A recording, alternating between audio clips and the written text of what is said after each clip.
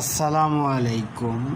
আমরা যারা সেলসে কাজ করি তাদের সেলসের অন্যতম একটা বিষয় হচ্ছে পার্টিদের সাথে রিলেশন বৃদ্ধি করা।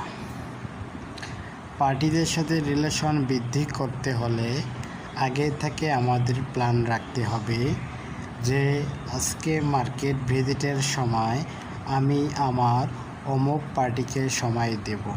পার্টিদের সময় দিতে হবে। পার্টিদের ইচ্ছাকৃতভাবে অনিচ্ছাকৃতভাবে যে কোনো সময় যে কোনো উপায়েই পার্টিদের সাথে রিলেশন তৈরি করতে হবে।